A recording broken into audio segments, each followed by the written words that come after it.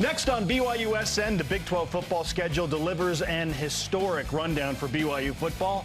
Athletic Director Tom Holmoe joins us to talk about that process, and we describe the schedule in one word. And hey, it's football signing day, by the way. Kalani Sitake will join us to discuss the new signees and the return missionaries.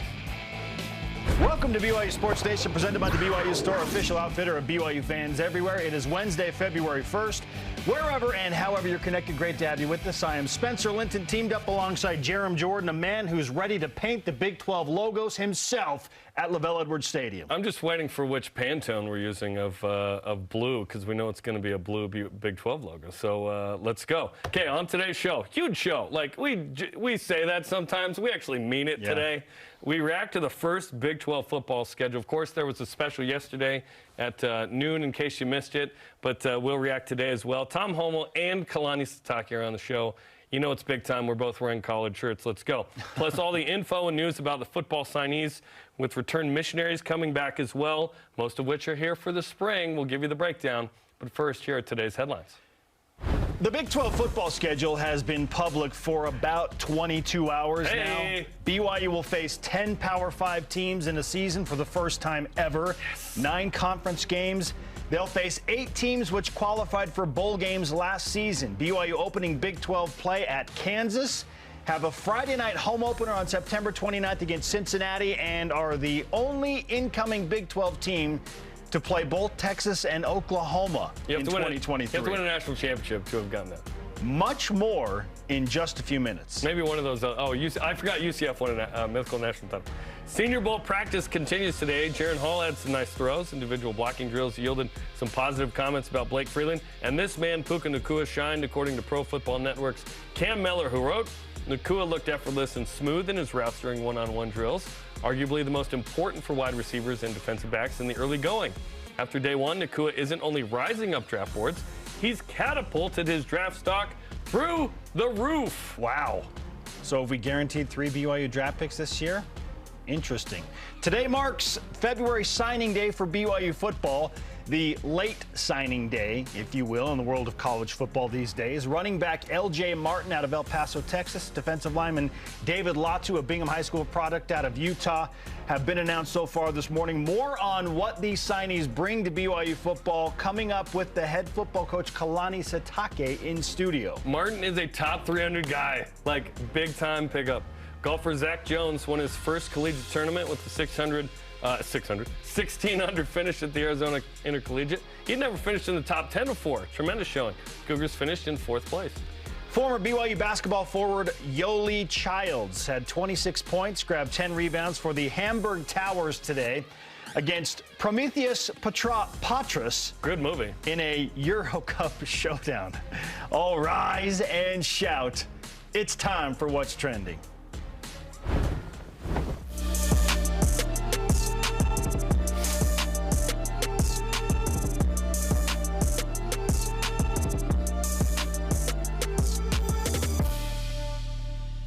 Big 12 bound are we?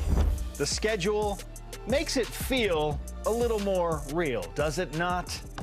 Having those 9 conference games in place, released officially by the Big 12. As always, What's Trending presented by Bodyguards. Protection for a life worth living. Learn more at bodyguards.com. Jarom, now that we have almost had a full day to ingest and speculate on what it's going to mean and all of these games and how it shapes out for BYU, in a word, how would you sum up the inaugural Big 12 schedule for BYU? Exciting, man. We love a schedule more than we love the games around here. Remember? We love a good schedule. Is that still the case now that BYU's back in the conference? It certainly wasn't independence. Yes. Yesterday was celebrated like it was a big win, which it should be. This is exciting. It's a new era. I mostly kid, but this is a very exciting era. A few thoughts. I wasn't on the show yesterday. Now that I actually have a voice, I'm back on the show.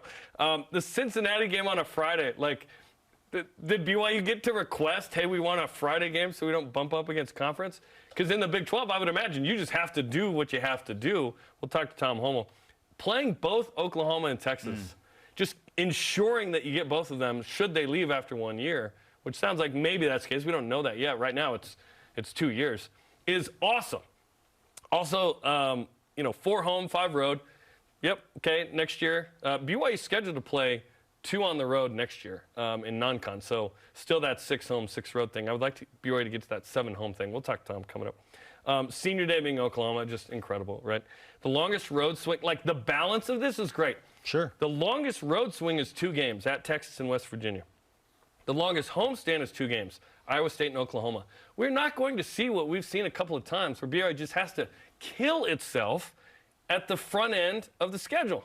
Now BYU has some balance. BYU's got a bye week at almost the perfect spot. My hope was like right in the middle after game 6. It's after game 5.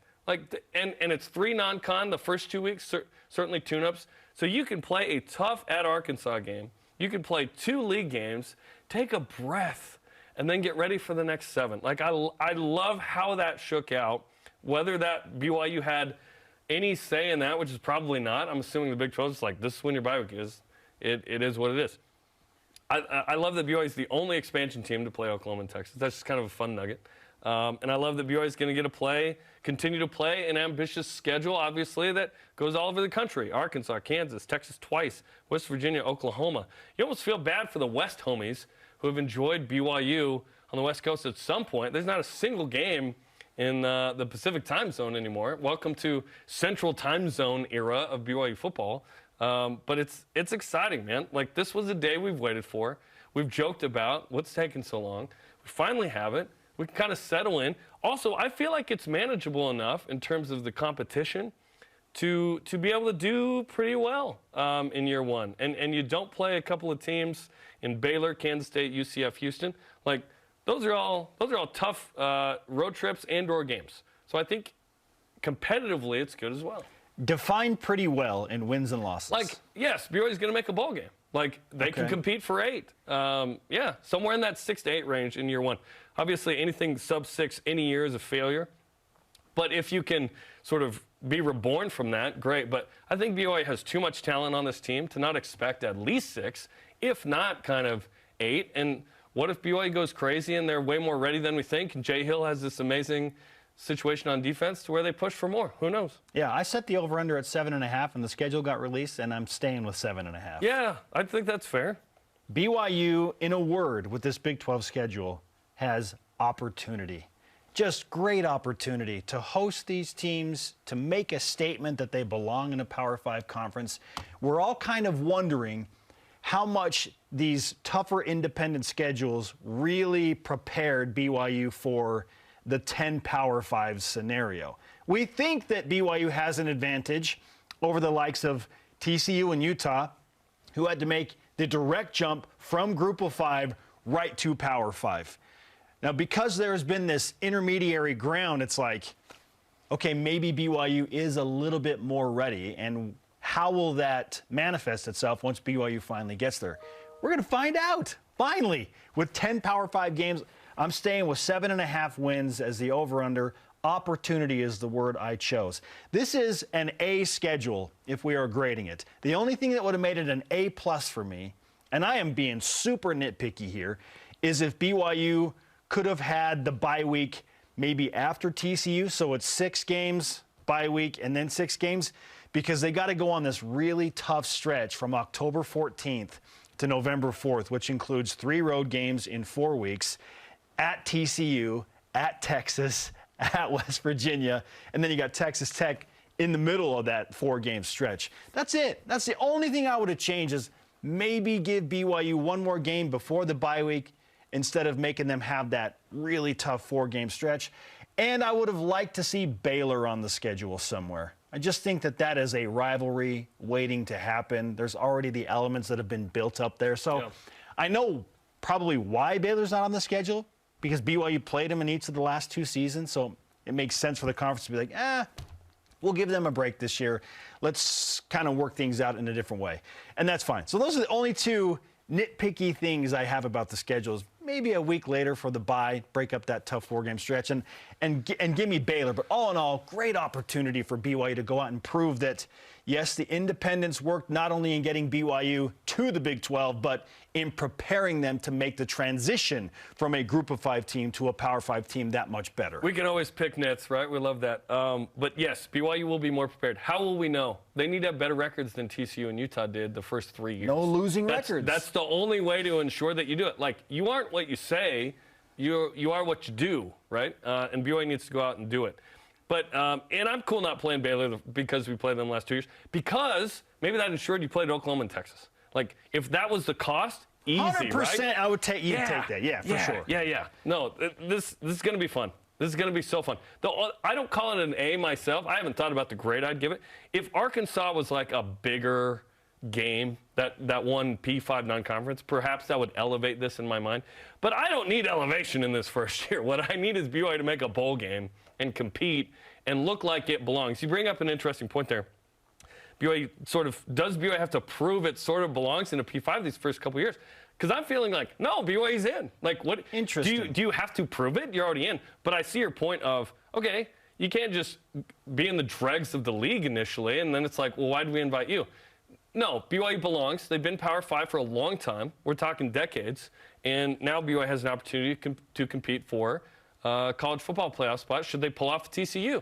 Like, that would be amazing. Are we saying it's happening next year? Hey, that'd be incredible. Yes. I don't see it right now, but neither did anyone, including TCU, probably last year. I also love that BYU in November is going to be competing probably not for a conference championship in the first few years. Again, it's sports. There's no way you can plan for anything. Like, people picked TCU to finish last in the conference last year, and they went to the national championship. Crazy. You never know, but I do love that BYU will be positioning for bowl games that are better than anything that they have played in an independence. Yeah, and we don't know what it is. Yeah, the worst Big 12 bowl game is better than what BYU had in a bowl scenario in all of independence. Yeah, no, that'll be fun in November. Every win matters. Okay, it's signing day, football, so let's get to who BYU's added today, and we start with a really good one. Again, you mentioned it. Top 300 guy, running back L.J. Martin out of El Paso, Texas, 6'2", 205, Canutillo High School, 4-star, 37th best running back in the country via 247.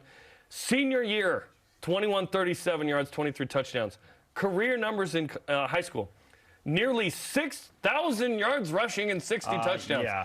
He originally committed to Texas Tech. Later, that was Stanford. That means when BYU beat Stanford in November, they didn't just win the game. They won L.J. Martin as well, as David Shaw resigned, right?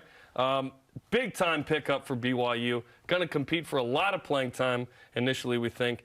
BYU running backs coach Harvey Unga says Martin is an all-around back. L.J. Martin, big, aggressive, fast, super athletic running back. Excited to utilize him in the passing game. Has amazing hands, and definitely an all-around back, something that I'm looking for. Can't wait to get him over here. And LJ was not joking around when he was repping the Wyatt's announcement. This from Colin Deaver TV. You see all the BYU swag and the flags and the balloons at his announcement at his high school. My uncle, who lives in El Paso, happens to know LJ's family, says he's a great kid. He's been super excited about the possibility of LJ going to BYU. And now he comes to the Cougars, another top 300 guy. So BYU got two in ESPN's top 300, joining Jackson Bowers, tight end out of Mesa. Jarom, 24/7 Sports has LJ with over 3,000 total yards of offense in 2021. This all sounds amazing. And 35 total touchdowns. Aiden Robbins is RB1, but LJ comes in and he competes to me at RB2 on paper. Maybe he's good enough for RB1. Maybe he's Jamal 2012 to Michael Elisa right there. Who knows? Really solid pickup. On the other side of the ball, it is David Latu, 6 feet 4 inches, 295 pounds, a defensive lineman out of Bountiful, Utah, Snow College and Bingham High School product. This is a guy that is being brought in to what the coaches say compete and contribute immediately. This late signing day, if you're a JUCO guy, yeah, they're bringing you in to play right now. All-state player at Bingham, a 3-star out of high school. He is a return missionary. Here is Sione Puha, the new defensive line coach at BYU, on Latu, not just being a one-dimensional player. Super excited to welcome David Latu by way of Bountiful High School and Bingham Miners, coming all the way from Ephraim Snow College. Big body. He's a guy that's going to be able to stuff the run, but also put pressure on the quarterback. We're super excited about him. He's big, strong, physical, but he's also light on his feet. He's agile. He adds a nice touch to our defensive front that'll help us stop the run and disrupt the pass. The defensive line is such a mystery for this BYU team. We feel like they have gotten better. And it was a major point of emphasis because BYU did not get nearly enough pressure on the quarterbacks and create disruptive plays last year. David Latu is a guy they feel like can come in and immediately help in that regard. Yeah, I think he was a preferred walk-on. This has changed to a scholarship. And David's father passed away recently. Emotional scene from him, tweeting out from his father's grave that he's committing to BYU. So really emotional scene for the family. Excited to have him at BYU. It's going to be awesome. Okay, catch BYU basketball with Mark Pope on demand this week. Coach Greg Bell chatted with Dallin Hall.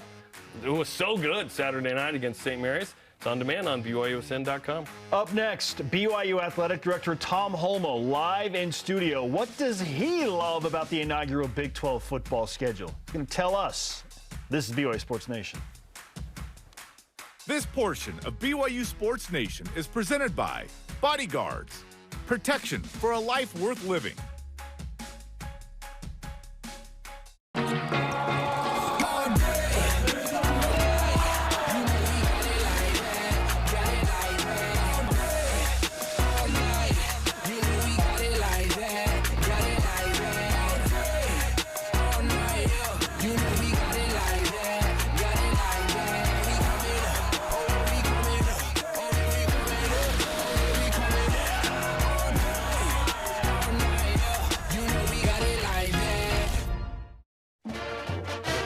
BYU made such a difference in our lives. I think really helped mold us as to who we are. And so when we had that opportunity and came back to Boise and found out there was an active chapter, we thought, okay, that's something that I can really get behind and get involved in.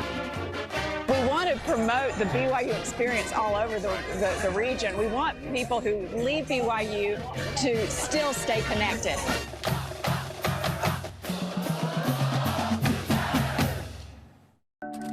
At BYU, we believe wholeheartedly in expanding joy, and that joy comes from learning and serving. Some of the best, most lasting learning happens when we serve, when we experience, when we connect in real, lasting ways. It's what we call inspiring learning, learning that inspires us to create a better world, to do and be better. After all, light shared is the best kind of light. This competition is going to be something else. You have to be able to break through those hard moments when it hurts the most. Whatever you think you're capable of is true. You're a fighter. Hold your head up. You know what you're capable of.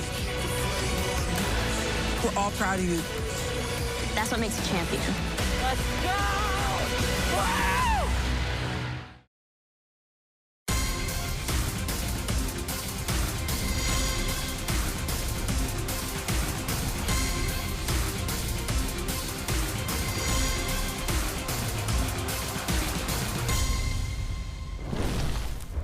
We are live in Studio B on a fantastic Wednesday, February 1st. The February frenzy has begun, and it includes football and basketball. Certainly, this is your day-to-day BYU Sports play-by-play. I am Spencer Linton alongside Jarom Jordan.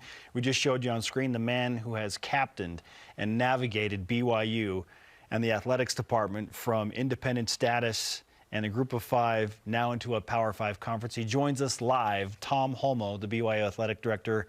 I feel like I should congratulate you now that the schedule has become official. You don't have to answer any more questions about when's the schedule going to come out, Tom? It's out. When's next year's schedule coming out, Tom? Yeah, that's right. Hey, I like the look, by the way. You got like the Mr. Rogers sweater going. You got the blue pants. The sneaks are It's a big excellent. day. It's a big day. I figured I'd get a little dressed up. Yeah, Let's go. It is a big day. Do you have some more time on your hands now that the schedule's out? Oh, man, I knew the schedule long before you guys did. Of course. I knew a lot of the things that you guys are putting out there today. So I've already kind of passed that. Now I'm just anxious about the games. So It's February. I mean, you guys are going to have to tell me about the schedule because all I know is that we got some big games ahead. And how much were you involved? Because it was all you pretty much as an independent now that it's in a conference. Right. It's very, very little. Your input with the ADs. You're in a room with ADs, and it's not like you're in a scheduling room. You're basically looking at parameters. So the Big 12 had Scott Draper, who's the VP over football right now, and they have some great veteran administrators, Bob Berta, Tim Weiser, that can help with the scheduling. And then they employ also some gurus. So I just knew from experience that they would put together a schedule with 14 teams. It's pretty amazing. And you have some parameters. So all I was able to say is we got to make sure we get General Conference weekend off. And they gave us a Friday night game with Cincinnati. So was that them just being nice, or were they like, yes, we will honor that, and in the future as much as we can? Like, how does that work? Yeah, we asked that question before we got invited into the league. It was that important for us. Is that to have that Saturday open? Yeah, and it basically, there's a number of ways that you can do it. One is the new broadcast partners, they want non-Saturday football games. And we raised our hand and said, we'll take them. You're still willing to play a Thursday or Friday? I think it's a little bit of a tradition with BYU that Friday night games or Thursday night games, you're the only team on TV. How long have we been doing that? Yeah. We've been doing that for a long time. 30 plus years. And I think it's something that our fans are used to. I'll get some letters and evil voicemails about how I'm driving from Southern California to the game and I can't get home on time on Friday night or Thursday night. But I think it's part of our tradition. The other part about it is you could have a bye, or you could, those are the things that we'd ask for. Every team asks for something special and they might not get it, but that's why it's so critically important that they wait until they get it right. And I think that with every time someone asks me, when's it coming? I always knew, look, it's going to come out, it's going to be right. And I think they did a great job. Yeah. So other than it just being right and BYU getting that Friday night game, what's your favorite part about the entirety of the first Big 12 schedule? Just looking at it and seeing where's the breather. There's no more breathers. And, I say that in jest because we've dissected these schedules for how long now? A long time. And even when we were in the Mountain West Conference, those non-conference games and where we played them and when and who, those were all factors. And now you look at those games and, I don't have anything to do with those 9 games we're playing. They're going to be on a rotation. The one thing that everybody understands is that Texas and Oklahoma, whether it's next year they'll be out or the year after they'll be out, there's going to have to be a new kind of schedule parameters because you take them out of it. There's some interesting things about Bedlam. You got Oklahoma and Oklahoma State, and that's going to change. And there's Texas, Oklahoma. That was so much a part of the Big 12 schedule that's gone. There's a lot of factors that Cougar fans probably wouldn't see the nuance of it in a schedule. But as I listen in that room, I'm like a kid now. I'm a new learner. I have to learn a whole new set of traditions and great inspirational things that people feel from their own school. And it's cool to listen to Kansas and Kansas State and UCF and all the schools, West Virginia, what's important to them in the schedule. And it's not like who they play when, but just these, I can't even begin to tell you how many little intricacies there are. Regarding some of those parameters, was one of them that you'd never play more than 2 home or 2 road in a row? Is that a thing? Because I like that. You're never going to be overloaded either way. They always will try to do that. And in some, like in the WCC, I think everybody tries to do that, but sometimes they'll come back and go, hey, we had to do this, but we'll rotate it next year so you won't have to do it 2 years in a row. So it might happen in the future. It could happen in the future, Gotcha. Yes. Yeah. Does BYU in the Big 12 Conference feel more real in any way now that the schedule is out and like things are starting to happen at a really quick pace? Well, I think it was real when we signed our name on the dotted line a year and a half ago, and we've been preparing for this moment for a year and a half. But this is a kind of an integral part of what a season is. Everybody waits for the NFL schedule to see what those Monday night games are going to be, just like everybody wants to see the college schedule. But like I'm literally, I love the show that we're doing today, but I'm thinking about the games now. Yeah. And those matchups. And you start thinking about not just the team, but how is our defensive left tackle going to do against their right guard? That's what I'm thinking about, because that's the coach in you too, right? Players make plays, Yeah. and it starts macro, and then it goes micro, and when it comes time for fall, that's what Cougar Nation's going to be thinking about, those matchups, and I'm already there. Okay, obviously you have strived to make the best schedules you possibly could. There were some really interesting November games right here and there, but to have November at West Virginia, Iowa State, Oklahoma at Oklahoma State, Oklahoma on Senior Day, 4 P5s there. What does that sort of look like to you, given how hard it was to get those meaningful games in Independence in November? I think it's kind of the details of the overall conference affiliation. We've been talking about this for years. You've been tearing up my independent schedules for 11 years, and now you like a schedule. That's hard to believe. If I knew it was ramping up to this, I never would have said it, probably. No, but I think that that November, you go into there, and it's just what a P5 schedule looks like. Yeah. I mean, everyone around the country right now, the ACC announced their schedule yesterday. I took a little glimpse at it. It's pretty similar. And everybody has tough games, and you try to look at blocks. That's one of the things I'm doing right now, is I'm looking at blocks of games and trying to figure rest and strength and how you could kind of, like you guys are thinking, is this a win or a loss? It's probably too early to tell. But, you know, some people are going, we're going to win it all, we're undefeated. Some people, I saw somebody that tweeted at me, well, I see 2 wins, the first 2 non-conference games. And I'm thinking, oh, it could be that way. But that's sports, right? And I love the coach in you comes out a lot, which is great. And the competitor of, well, TCU was underestimated last year. There can be an overestimation. There can be an underestimation. But the point is, BYU's waited for this moment to have this challenge and opportunity.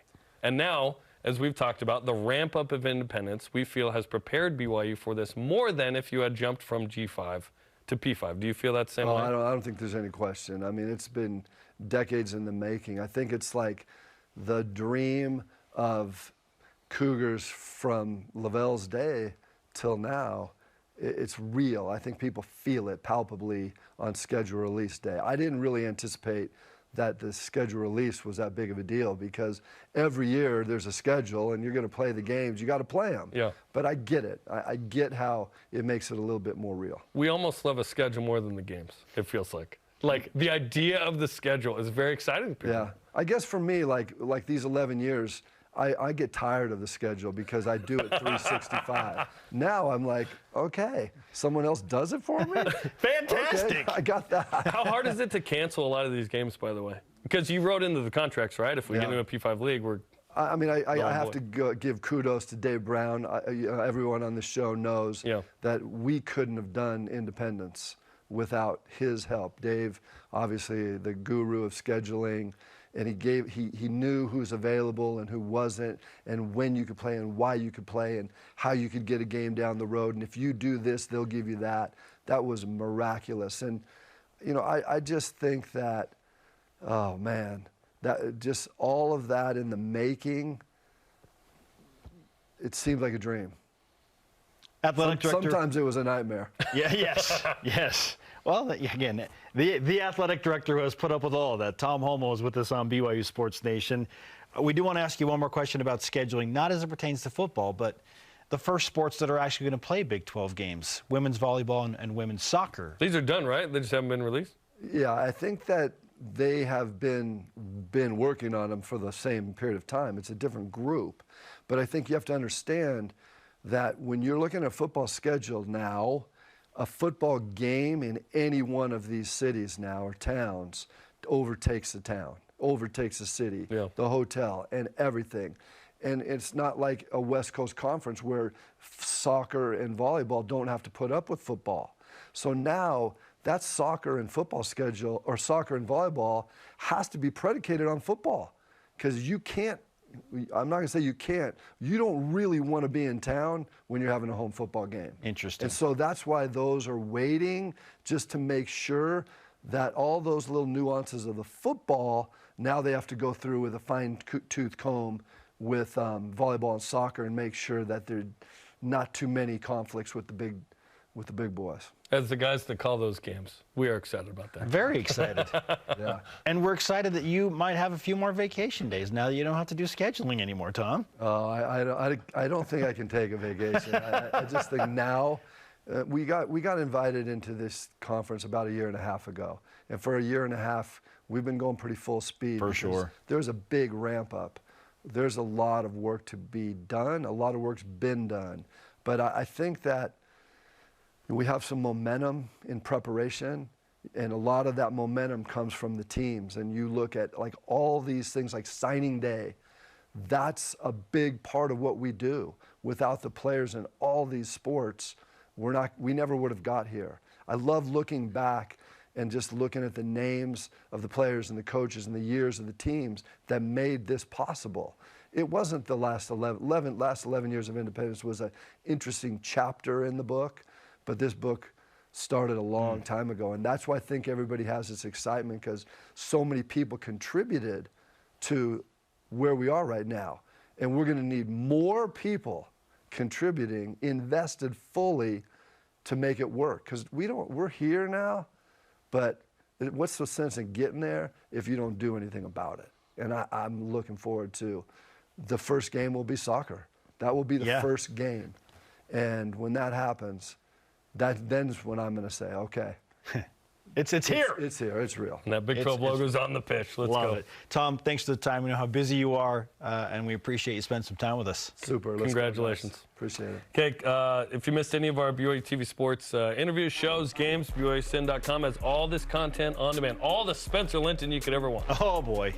Still on the way. Several returned missionaries are back with BYU football. In a lot of cases, have rejoined the team and are ready to help out this fall. We'll dissect those guys. A whole segment of Oh Yeah, That Guy coming up next. They're called to on serve BYU Sports somewhere Nation. else now. BYU Sports Nation is presented by the BYU Store, official outfitter of BYU fans everywhere.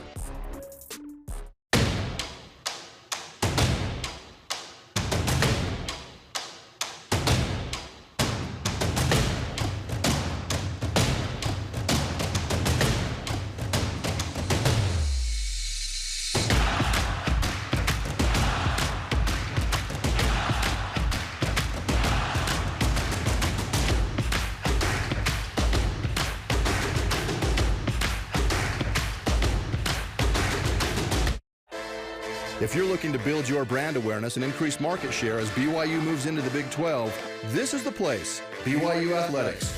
We can provide the tools you need to make sure your company is seen and heard. BYU Athletics is where you can align your products and services with loyal fans that cheer for our Cougars. And they can also help your business win. Learn more about what a partnership with BYU Athletics and your company will look like. After all, this is the place. Email sponsorship at byu.edu today.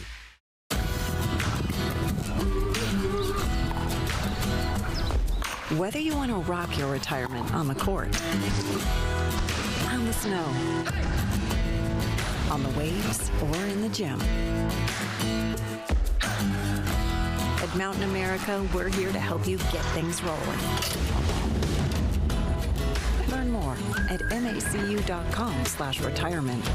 Mountain America, guiding you forward. You know, the passion that the BYU fans bring is unique. The fans, they contribute so much to our team and help our players kind of get refocused. The fans are so close that they feel a part of the team. It's really a benefit to our guys. They mean everything to our program. Men's volleyball, it is about the fans.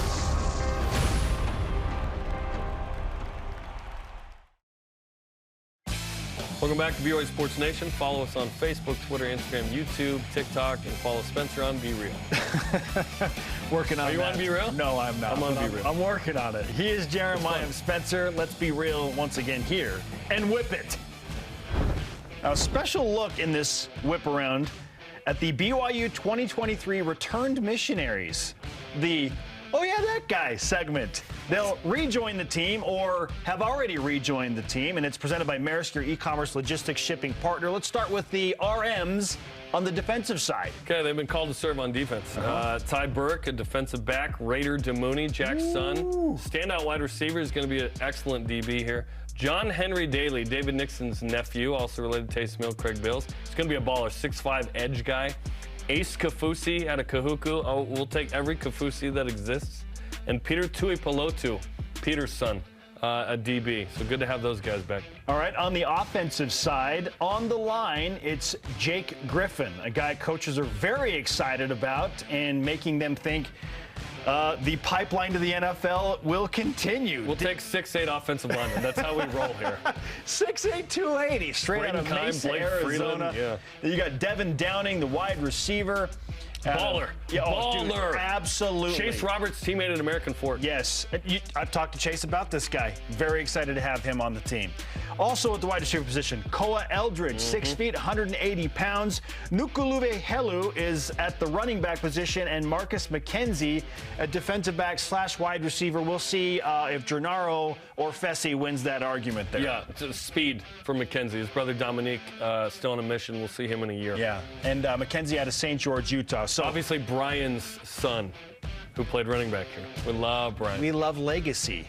We love legacy here, in this program, right? Yeah, keep it going. This is fun because we remember announcing these guys 2 to 3 years ago and being like, oh yeah, we'll see them play in 2023 or 2024. Now it's here. Now they're here. Let's go. Okay, men's hoops hosts LMU tomorrow night. We got pregame coverage on BYUSN Game Day. Big game, third place, Lions in the house. Spence, Dave, Blaine, Tyler, myself. We got you 8 Eastern tomorrow night. Up next on BYU Sports Nation, the head football coach of the BYU Cougars joins us live. Why is he most excited about this signing class, and what does he think of the first ever Big 12 schedule? This is BYU Sports Nation. This portion of BYU Sports Nation is presented by Maersk, your e-commerce logistics shipping partner.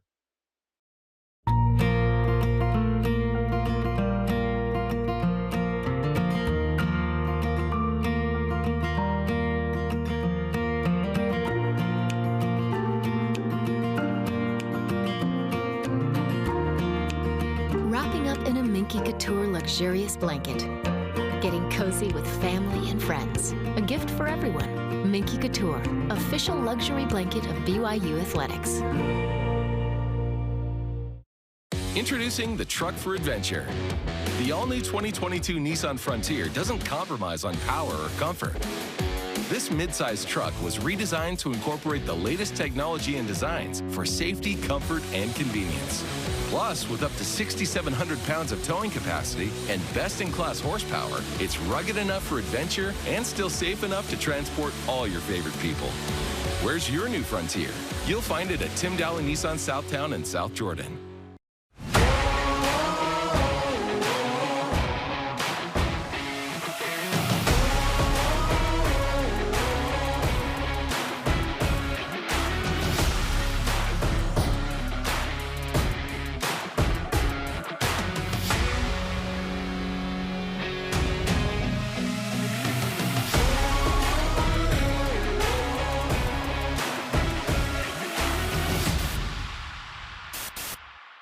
Today was a great day. You're going to feel the energy of all these volunteers. I'm excited to get out into the world and see who else is making good.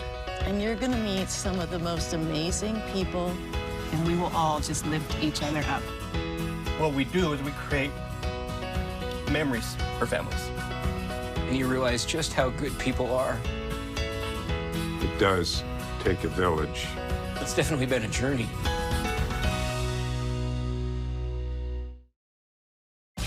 Welcome back to BYU Sports Nation. We are live in Studio B on a huge day. Just spoke with the Athletic Director, Tom Holmoe, about the Big 12 schedule.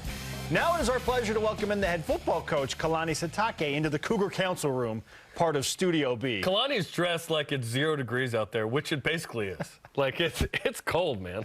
Whenever you have the double hoods, you know, you just got to be careful. But, yeah, it'll pass. We'll be fine. This too shall pass. We need it to pass so we can get ready for spring.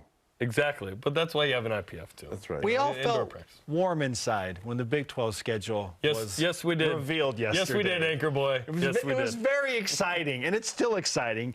Almost 24 hours after it's been released, Kalani, what do you think of the inaugural Big 12 schedule for BYU?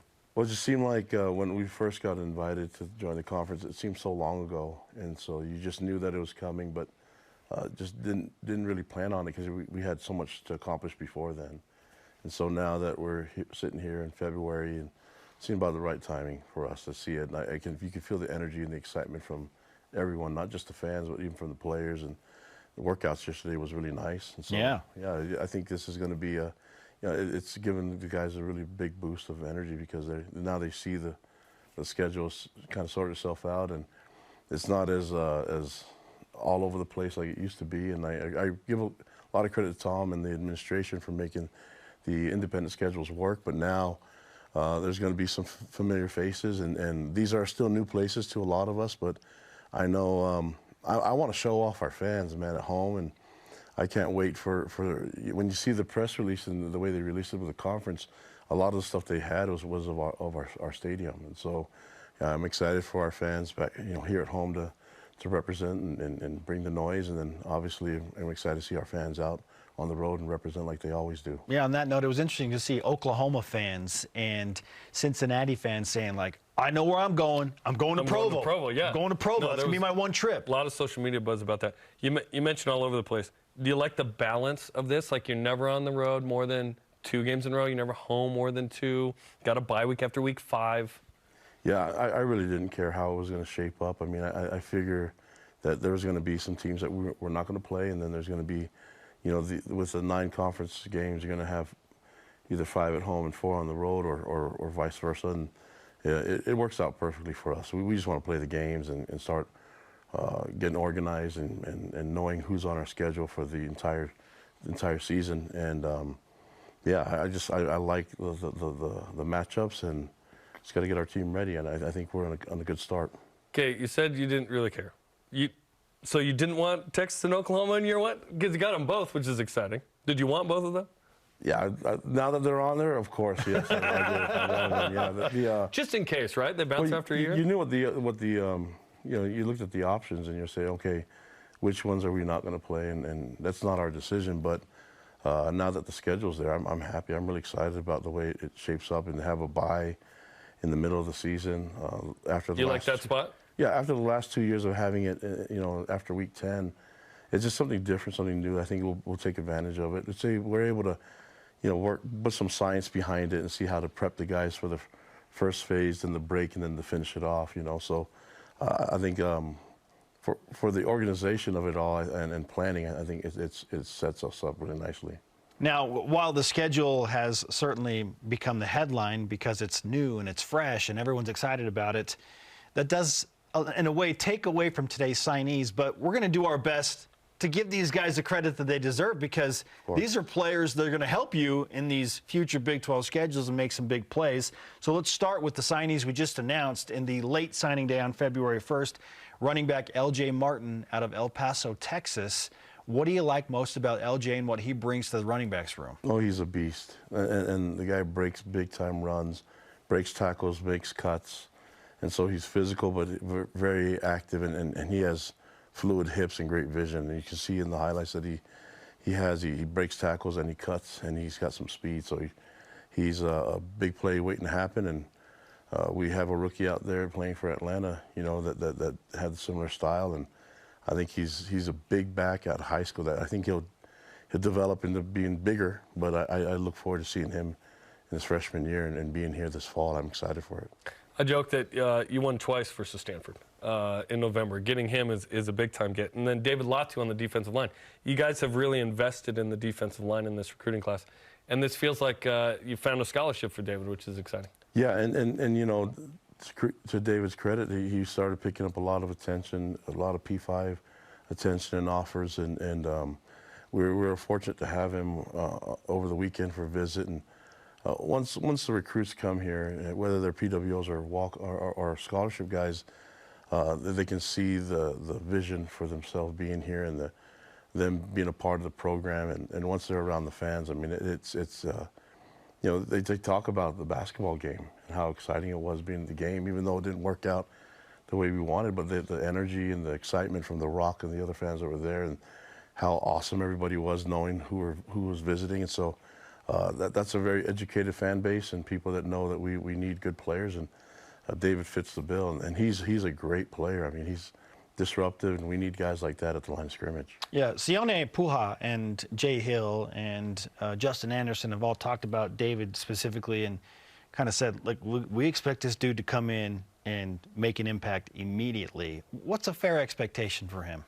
Well, whenever you go to JCs, I mean, and you know, we look forward to them and guys from the transfer portal to be in the mix right away. And so that's the you know, they bring a little bit more experience and maturity, and so having him in there is going to be a big plus for us. And the competition will be raised, and you know, we play the best, and so you got to win your spot. But feel good about him entering the team and being part of our culture and our family. We're really excited about him being on the D line. And his father passed away recently or something? That's right, and a little over a month ago, and you know, this is where his dad wanted him to be, and so it was a really emotional visit, but really cool for me as head coach to see how close he was to his family, and he had a number of family members here on the trip, and his mother and sisters, and so I think it all worked out, you know, the timing and everything, and here we are. But in addition to that, we have a bunch. I'm really happy with a preferred walk-on group, and you know, NCAA rules doesn't allow us to speak about them specifically, but I feel really good about this group. We've had some really good PWO groups in the past. There's guys, you know, that have been drafted from being a PWO. And Tyler Algier and Dax Mill, notably. Exactly. Yeah. So we have I feel just as good about this group of PWOs as I have about that group, and so really looking forward to adding those guys, the pieces to the team. And then also, you guys do a great job of covering the guys coming from the transfer portal, and so it seems like we've been covering quite a bit since December to now. You guys have had. Hey, we have a daily show. We really appreciate it. Yeah. So with all that, and you know, with all that being said, I mean, the guys, it's good to talk about LJ, and it's good to talk about, you know, Latu, and so we'll see. We'll see what else we can add to the mix in the next little bit with the transfer portal happening again in May, and what else when people start figuring out who else and what other things we were able to do after spring ball. Kalani Sitake is with us on BYU Sports Nation, the head football coach at BYU. Let's talk about the return missionaries. We just went through the 10 names on the list, 5 on offense, 5 on defense. I want to start with Raider Damuni, because BYU fans, and certainly his father, Jack, who's a big part of the program, are excited about what Raider is going to bring back. In his situation, because he is so recently returned, what's the preferred timeline for a player like Raider? Yeah, I think the key is to, you know, be smart in the return, and those are sort of missions. You think you can do it, just jumping off a bike or walking around in your Doc Martens. You think you can come in here and put on your Nike cleats and run just fast as you used to. But it helps having a lot of guys that have served missions on our staff, on our coaching staff, support staff, and even in our strength room. And so we'll work closely and specify our workouts for the return missionaries, and that's why you have the sports scientists involved, that they can specialize their workouts so that it's not, you know, a return missionary at the line of scrimmage at O-line and D-line different than Raider Damuni playing safety. And so depending on, and also where they serve their mission, you just don't know if they're stateside or if we're able to have access to working out in the mornings or not. And the missions vary, so you have to take that all into account and devise a plan to get them ready. And getting them ready means by the time we hit fall camp, not spring ball. And so spring ball, they'll probably be a little frustrated, but we have to, you know, hold them back a little bit from going full go. But the goal is to get them ready to to let it fly when we get to the season. Are kids still wearing Doc Martens right now? I think that's a reference. It's come back. It's cycled back. Am I like that old school that I don't know? It has cycled back. Has it? Okay, yes. I was just wondering. Okay. I want to learn because Doc Martens is what we wore on our mission for sure. What's the new shoes then? I guess I should start. I don't know, dude. No. Well, like you're right. It applies now. It applies. It went away and it's back. Get some Nike shoes that look professional as missionaries and wear them. They'll last you. Can the church get a Nike deal? Is that what we're trying to get here? Regarding having Doc Martens overnight, Nike's the way to go, guys. Do it. Nike dress shoes. My Doc Martens wore out in the bottom. I was stepping on just water in Brazil. But anyway, regarding missionaries, like people forget, Chase Roberts came back and redshirted. Like it takes time for a return missionary in football, especially, to have an impact. What's your ideal timeline there? Obviously, all these guys want to come in and make an impact right away. The reality is, physically, that's not real, right? And you mentioned Colby Clausen and Dr. Skylar Main and the sports science. They're doing a great job. Colby Clausen should run out the flag versus Oklahoma, by the way, on senior day. But what's the timeline like realistically for a player? I come home on this day. Am I a year and a half out? Am I a year plus? Am I 2 years from playing and contributing, ideally? Physically? I think that the goal changes according to who the person is. And location of mission, you mentioned. Exactly. Okay. So, and their readiness to compete. Is there a minimum there then? Like, okay, I went to Salt Lake City South. Yeah. I'm a year out. I think you have to take all that into account, but also what we can't do and what we've done in the past is because there's a need on the depth chart, and let's say there's like some injuries or whatever, there's not quality depth. You kind of force them on the scene earlier than they're supposed to, and then that gets them hurt. And so we need to make sure that we do things the right way and that we think of the longevity of their careers because a lot of these guys have next level type of talent, and it's our job to keep them healthy and get them there. It's hard to sort of hold them back against themselves, right? Sometimes. Sure. Yeah. And I think about Chris Collinsworth in basketball. Like, he was going to be one of the best, gets hurt soon off the mish, and his knees compensating for his ankle, for his back, and then it's like, oh, shoot, you're injured the whole time. Yeah. Return missionary is unique. If you're not careful, then it just keeps running through it, and I've been through that. I know when I got home from my mission and then trying to play fullback, which is a physical position, you hurt an ankle or a knee or your back, and then it just piles on from there. And if we do it right and take our time, it should be fine. Kalani Sitake is on BYU Sports Nation. Let's kind of wrap up the signing class as a whole now with the additions of David Latu and LJ Martin. We've heard that the composite score, and take that for what it's worth from these recruiting services, is going to be the highest it's ever been at BYU. So it's basically the average score of the player. Per player. So this is good, but how much do you pay attention to those types of things when you're assessing a class overall? Well, I think for me is looking at what the needs are and then projecting the return missionary program.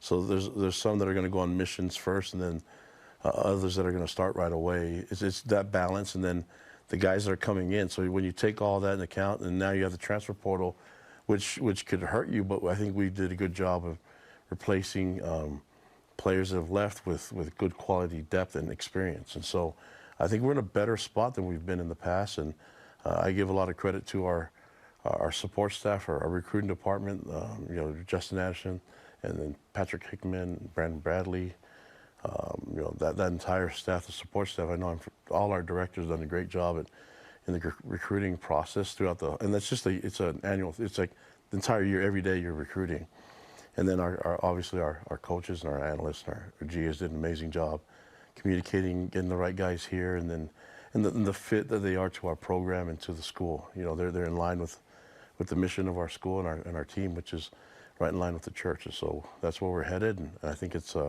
now we know the schedule. It's all coming. It's all coming. It's being true, guys. This is like 2 years last year. You couldn't think about it, but now it's here.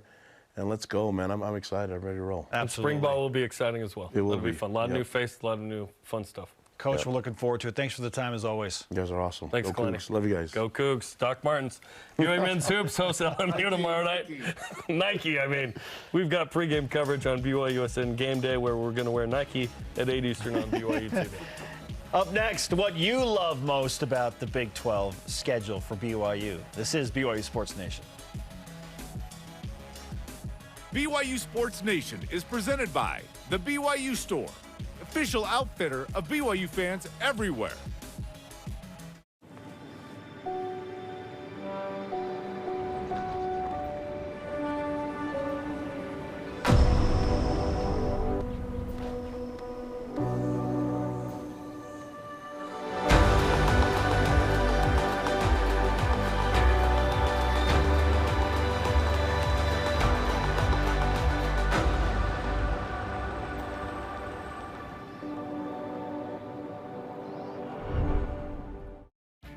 Tim Daly Ford in Spanish Fork offers a large inventory of Ford vehicles, including a selection of cars and trucks, providing a range of transportation choices.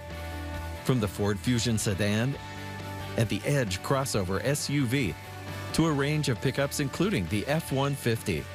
Each product line comes with options to enhance performance, comfort, and safety. Think Ford, think Tim Daly Ford in Spanish Fork. Home is just about to get a whole lot happier. So you've been living with no furniture for about 2 months. Well, we're about to change that for you. Watch as helpful folks lend a hand to those in need. See them refurbish and replenish homes all over the world. Caitlin left her house when she was 13, and now she's finally home. With all kinds of shows to explore on the BYU TV app, you're sure to find loads your family can watch together. Stream them all for free. You're on a hidden camera show called Random Acts where we do nice things for nice people. That was life-changing. Everybody here is here because of you. You are inspiring. She spreads the kindness around. Finding the joy in each day. You can still go out and do good in the world and be so loving through challenging times. This portion of BYU Sports Nation is presented by Mountain America, the official credit union of BYU Athletics. Sports Nation's on demand. Download the free apps and subscribe, rate, and review to the podcast. It's that simple. Welcome back to the show. Our question of the day, what do you love about the first BYU Big 12 football schedule? Our elite voice of the day presented by PAX Healthcare Elevated comes in from Set Bobo on Instagram saying, I love that BYU gets to play both Texas and Oklahoma before they leave the conference, and Oklahoma is at Lavelle's house on senior night, no less, or senior day. It'll be a tough schedule, but so much fun. It's going to be a night game, baby. Big 12 after dark? Yeah. This isn't BYU TV playing Southern Utah. Okay. Today's Rise and Shout Out presented by Mountain America, the official credit union of BYU Athletics. To the Big 12. We finally got the schedule. It looks amazing. I love, almost everything about it. Like, it's great. Slash, we would have loved it no matter what. We would have loved it no matter what. Schedule's in place. TV deals in place at $32 million per school. Tom, you're shredding my schedules up for years. Our thanks to today's guest, Tom Holmoe, for putting up with that, and the head coach, Kalani Sitake. Sorry to Dennis, ran out of time. For Jarom and Spencer, another shout out to Charlie Peterson. We'll see you tomorrow for a brand new edition of BYU Sports Nation, noon Eastern. Go Cougs. You wearing Doc Martens right now? Schedule too hard still?